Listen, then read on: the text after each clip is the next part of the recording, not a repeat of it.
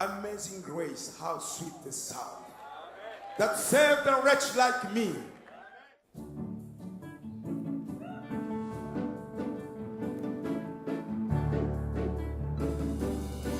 Nous sommes libres de choisir chacun de nous.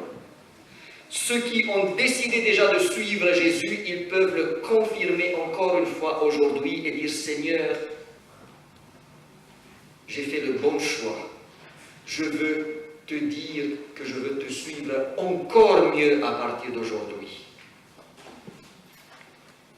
Nous pouvons choisir, ceux qui n'ont pas encore fait le choix, nous pouvons le faire maintenant et dire « Jésus, je veux que tu sois mon Seigneur et mon Sauveur personnel. » Et nous avons la liberté de refuser, nous avons la liberté de repousser, de reporter le choix. Mais je serai triste même si je dois accepter la décision de chacun. Mais si nous faisons le bon choix, dans ce cas-là, on va pouvoir dire à notre égard, le salut est entré aujourd'hui dans cette maison.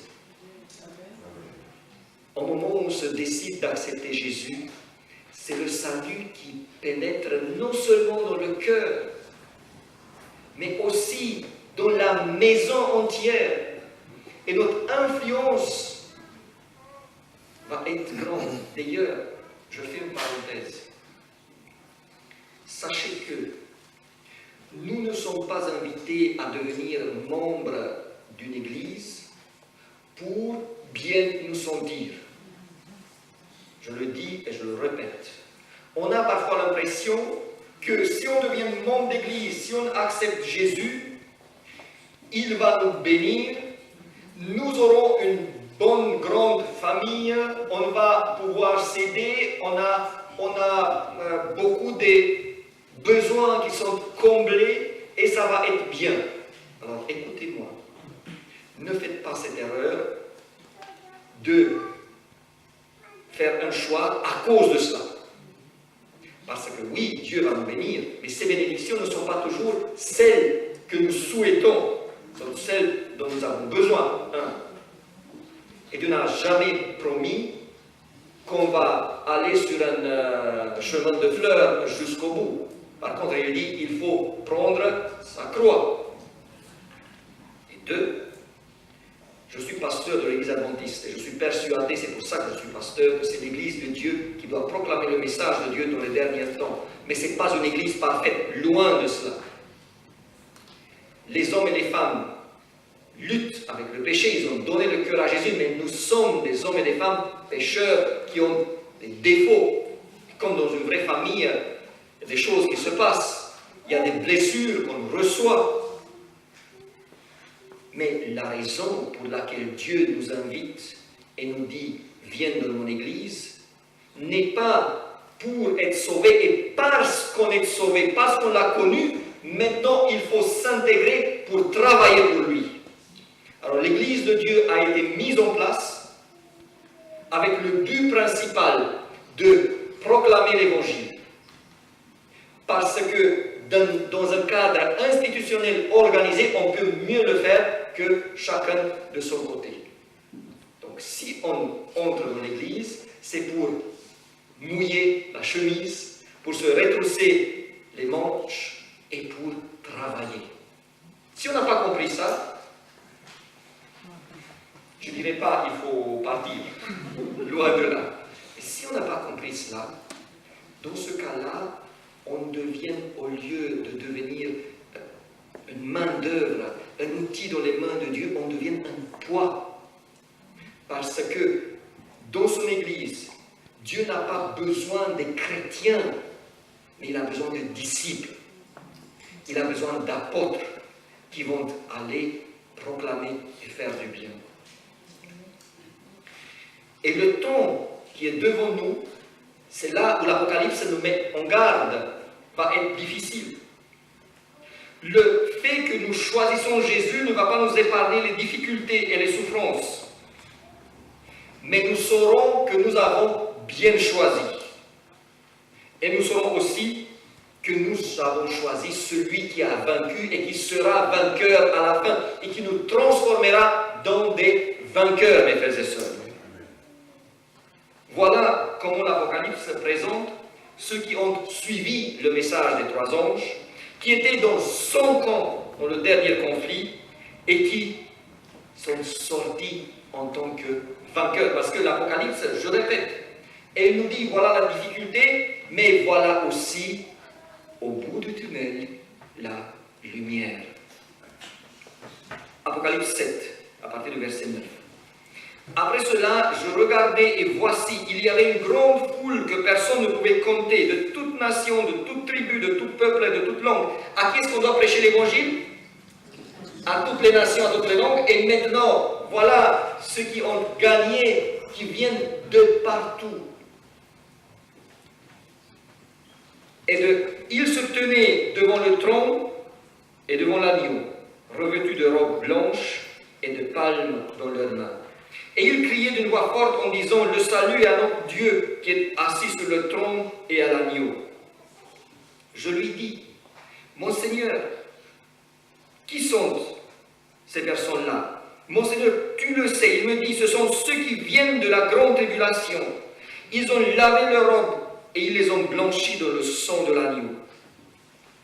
Les vainqueurs, ils ont traversé les épreuves. Mais maintenant, ils ont lavé leurs robes, ils ont blanchi dans le sang de l'agneau. C'est pour cela qu'ils sont devant le trône de Dieu et le servent jour et nuit dans son temple.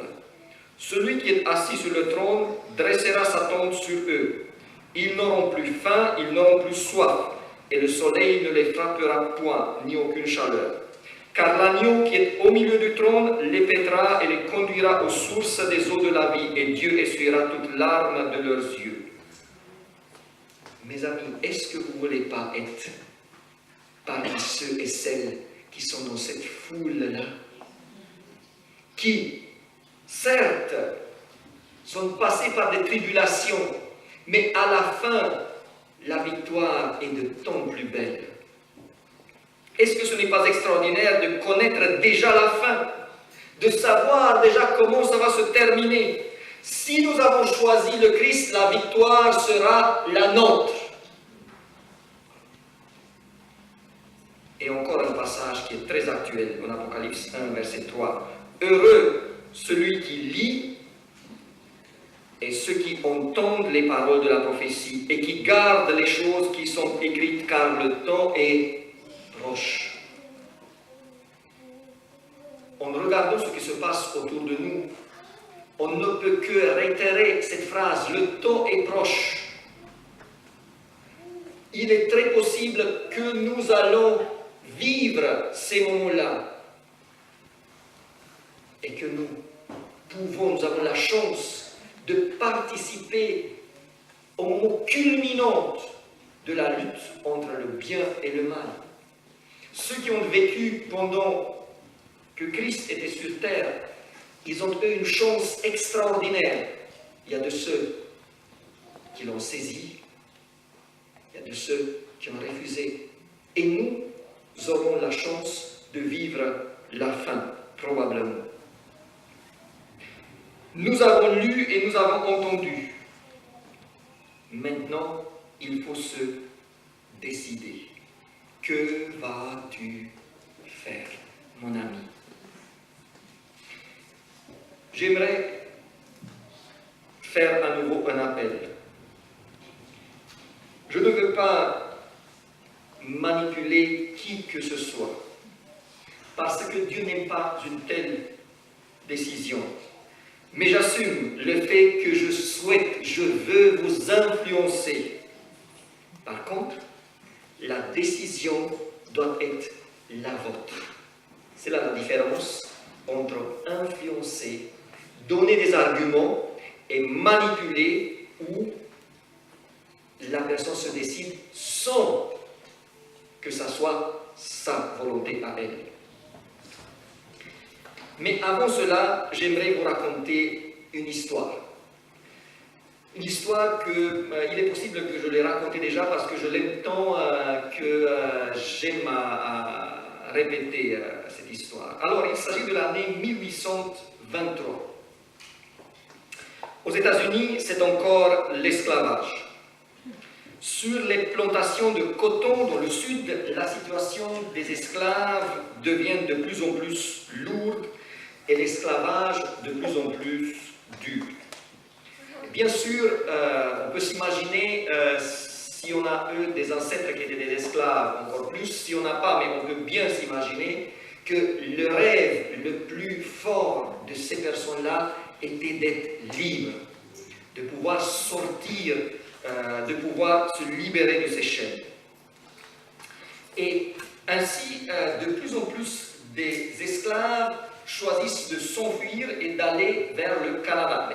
Si vous connaissez la carte des États-Unis, vous savez que du sud des États-Unis jusqu'au Canada, la distance est énorme. Et les propriétaires des esclaves qui ne souhaitent pas que cet exemple puisse prendre vont chasser les fugitifs avec tous les moyens. Et une fois qu'ils les prennent, ils les ramènent et les fouettent à mort pour donner un exemple à tous ceux qui sont là. Et la grande majorité sont prises, nous le savons, parce que la distance qu'ils doivent parcourir est très très grande. Parfois, très très rarement, le fugitif pouvait échapper à la mort d'une manière différente. Et c'est un paradoxe où j'aime rigoler quand je lis ça, parce que les propriétaires des esclaves, c'était des protestants qui pensaient d'eux-mêmes que sont des très bons chrétiens. Et donc, dans la Bible, dans l'Ancien Testament, il y avait une loi qui disait que si un esclave va fuguer, si un autre propriétaire le reprend, le premier n'a pas le droit de l'arracher par la force. C'était une loi que Dieu avait mise en place dans ce cadre-là pour que ces personnes-là puissent avoir une chance. Et donc, nos propriétaires d'esclaves maintenant aux États-Unis, dans le sud, ils respectaient, ils ont mis en place cette loi, sauf que ça n'arrivait que rarement parce qu'ils étaient entre eux quand même seulement. Ils ne voulaient pas donner un mauvais exemple aux esclaves. Alors, l'esclave dans notre histoire s'appelle Fifth, le cinquième. Voilà. Peut-être qu'il était le cinquième enfant de sa fratrie. Son propriétaire est terrible. Il a un grand plaisir à tourmenter et maltraiter ces gens malheureux. Et alors Fifth, rempli par son désir d'être libre, décide de partir. Un jour, quand son maître est parti à la chasse, il prend un cheval et part vers le nord. Mais comme il y a des milliers de kilomètres à parcourir, après une semaine seulement, son cheval ne peut plus courir, il est trop fatigué, donc il doit le laisser et doit continuer à pied. Et déjà, 1, 2, 3 jours plus tard, il entend derrière lui l'aboiement des chiens qui étaient dressés spécialement pour chasser et parfois même tuer ses esclaves. Alors, désespéré, il regarde autour de lui, en voyant maintenant la mort sûre devant lui, et voit une grande maison qui appartient évidemment à notre propriétaire de terrain et d'esclaves, et il se dit, voilà, de toutes les façons, ils vont me prendre, je vais tenter ma chance. Alors, il va là, il entre dans la clôture, les gens sortent, ils sont devant la maison, là, il se jette au pied du maître qu'il reconnaît parmi les autres, et il dit « Sauve-moi, s'il te plaît ». Entre-temps, l'ancien maître de Fifth avec ses compagnons arrive et demande à haute voix que l'esclave leur soit rendu. Plein d'étonnement et de rage, ils apprennent que la demande est rejetée en se basant sur la loi dont je vous ai parlé. Alors, comme ils n'en peuvent rien faire, ils profèrent des menaces et puis ils doivent partir. Et Fifth, qui avait vu devant ses yeux une mort terrible et presque sûr est en train de s'évanouir de peur. Et le maître lui demande: comment t'appelles-tu? Fifth, master, Fifth. Ok, Fifth. Vas-y, mange quelque chose avec mon peuple, et puis t'es libre. Fifth tressaillit comme si quelqu'un l'aurait frappé. Qu'est-ce que tu as dit, master? Oui, Fifth. T'es libre. Tu peux aller où tu voudrais. Et il est tellement étonné qu'il reste figé sur ses genoux en oubliant de se mettre debout. Jusqu'au moment où les serviteurs viennent lui dire: lève-toi, tu n'as pas entendu, t'es libre, vas-y.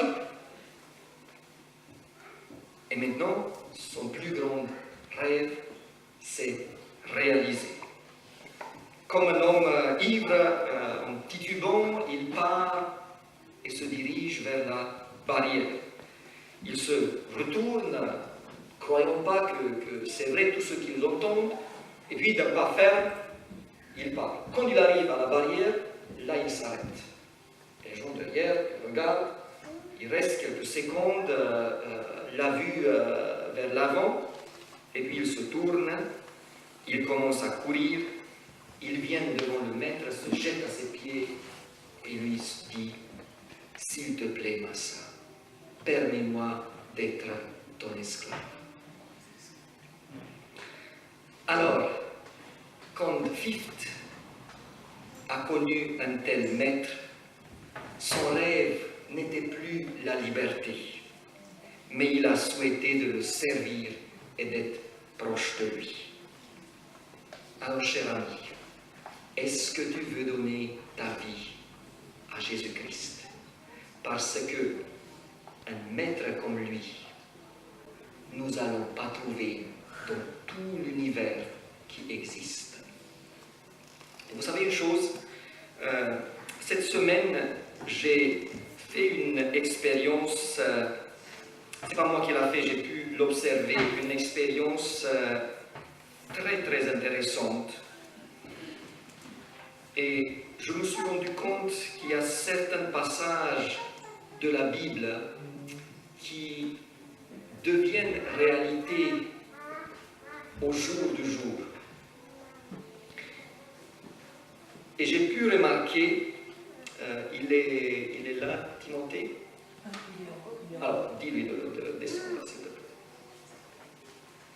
J'ai pu remarquer, parce que je sais, je vous ai dit que la présentation d'aujourd'hui va être différente. Vous avez remarqué, n'est-ce pas?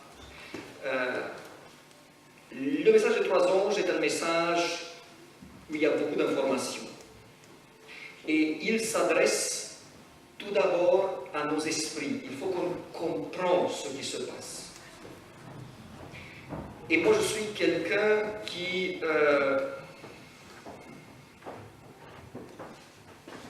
insiste plutôt sur les arguments. Assieds-toi, sur les arguments. Je ne suis pas trop le défendeur des décisions prises par le cœur, par les sentiments. Il faut que les deux soient ensemble, mais vous savez, si ce sont des sentiments, j'ai peur qu'après ça se fluidifie, et alors que si ce sont des décisions qui sont rationnelles, on a plus de chances que ça tienne. Et ce que j'ai pu observer est que même si le thème était difficile et compliqué, mais Timothée a suivi avec attention. Est-ce vrai, Timothée? Et il est venu me demander des questions. Il m'a demandé par rapport au sabbat. Il est venu me demander quel est le plus important des 3 messages que vous avez présentés. Et ça, ce que je me suis dit, c'est que le travail de Saint-Esprit qui peut faire ça, mes amis, qui frappe même le cœur et l'esprit d'un enfant. Alors, Timothée, est-ce que tu veux appartenir à Jésus? Viens ici devant. Ce n'est pas un appel au baptême tout de suite, mais je te fais l'appel de te décider d'appartenir à Jésus. Est-ce que tu le veux? Est-ce que tu veux être son enfant? Est-ce que tu veux garder le sabbat de 7e jour comme Dieu le souhaite? Amen. J'ai voulu qu'il marque cette décision et non, laisse-le. Et je t'invite à lui faire une photo et à lui montrer chaque fois qu'il y aura des difficultés dans sa vie parce que le malin est toujours présent. Timothée, tourne-toi vers l'assemblée, s'il te plaît. Mais Timothée n'est pas le seul. J'appelle Christian. Une deuxième fois. Je pense que cette fois-ci, c'est un peu plus facile de venir devant. Et Christian, pour toi, mon appel est prendre la décision aujourd'hui de te faire baptiser si vite que possible. Le prochain baptême et que Christ devienne ton maître et tu deviennes son outil. Est-ce que tu veux faire cela? Je te supplie de ne pas repousser, parce qu'on ne sait jamais.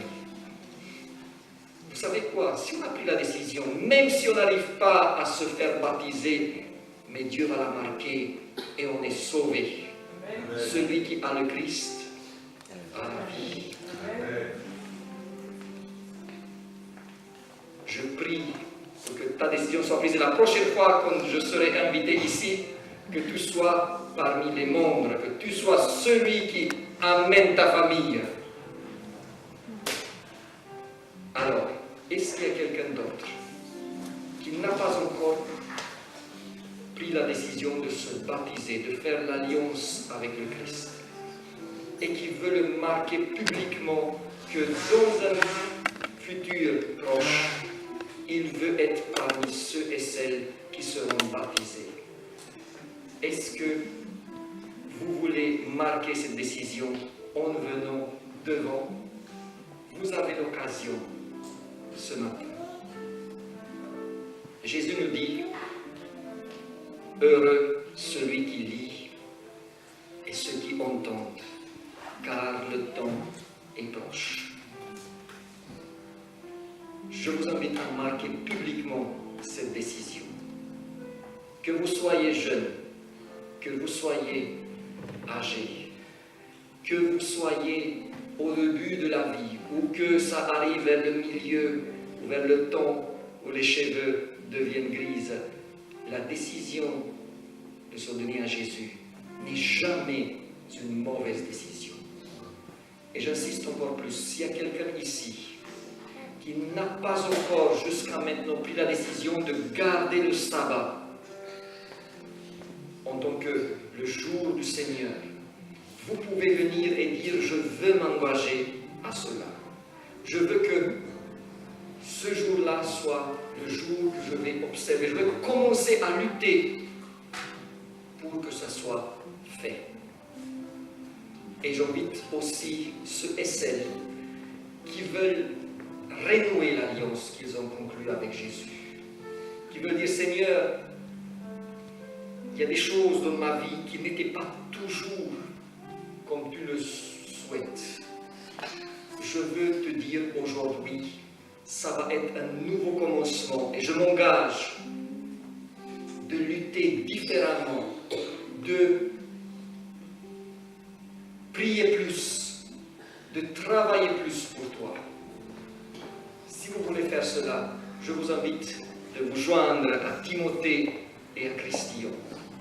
Si on n'a pas à dire aux hommes ce qui ne va pas, mais Dieu sait et connaît tout. Alors venez devant, ne vous levez seulement, venez devant parce que je le dis et je le redis, si on marque ce moment, vous savez mes amis, moi, depuis tout petit, je me suis pas poser la question d'aller ailleurs qu'à côté du Seigneur et ailleurs que dans l'église adventiste où j'ai grandi. Mais à 17 ans, j'ai pris la décision de me donner à Christ. Et je ne l'ai jamais regretté. Et sachez que dans ma vie, j'ai découvert de temps en temps qu'il y avait des choses qui n'allaient pas et que je n'avais pas encore pris à bras le corps. Et plusieurs fois dans ma vie, j'ai dit, Seigneur, ces choses-là, je veux que ça disparaisse de ma vie. Je veux que tu puisses m'utiliser encore mieux. Et je n'ai pas à regretter ces décisions-là. Alors mes frères et sœurs, si vous voulez marquer ce jour, venez devant et dites au Seigneur, à partir de maintenant, il y a ça et ça, Seigneur, je veux que ça aille mieux. Vous savez, à un certain moment, j'ai dit au Seigneur, Seigneur, tu sais, la télé de ma famille, elle me prend énormément de temps. Je regarde et ce que je regarde ne m'approche pas de toi. Et il y a tant de temps que j'aurais pu utiliser et passer avec mon épouse, avec toi. Et mes frères et sœurs, j'ai prié Dieu parce que la télé était un obstacle entre lui et moi. Elle est sortie de ma maison pour toujours. Et jamais je regrettais cela. J'ai même fait des prédications là-dessus parce que j'ai connu la force sur moi de ce moyen. Et dans la vie de chacun, Satan, il aime laisser des choses qui sont des obstacles. Alors, la dernière fois, je dis, ceux qui veulent se mettre debout, venez devant et on va prier pour que Dieu les soutienne et les aide. Et pour la prière, j'invite toute l'assemblée à se mettre debout.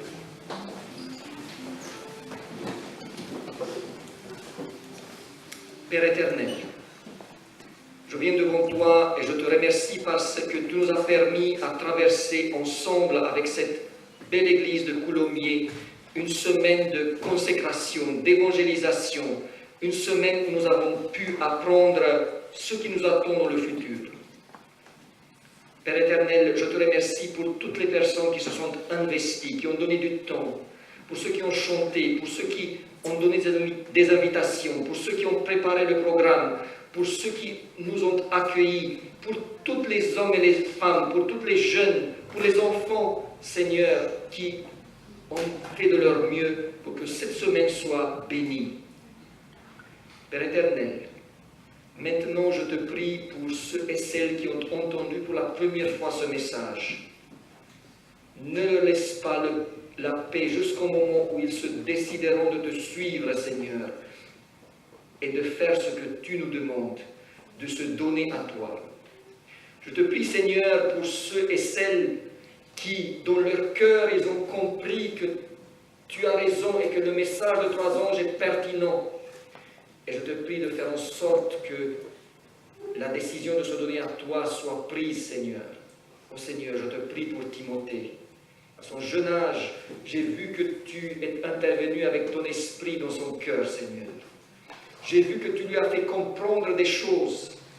Et je te prie de l'aider à te suivre. Que cette décision qu'il a prise aujourd'hui dure à toujours, jusqu'au moment où il sera assez grand pour se faire baptiser, qu'il sera assez grand pour te servir. Et ne laisse pas le malin Seigneur prendre l'avantage sur lui et le tirer loin de toi. Soit avec ses parents, soit avec toute la famille, et fais qu'il soit une bénédiction pour leur enfant et que Timothée soit une bénédiction pour sa famille. Je te prie, Seigneur, pour Christian Agricole. Tu sais que depuis longtemps, nous souhaitons qu'il se joigne à toi, qu'il se joigne à cette église et qu'il se joigne aussi à son épouse et à ses enfants.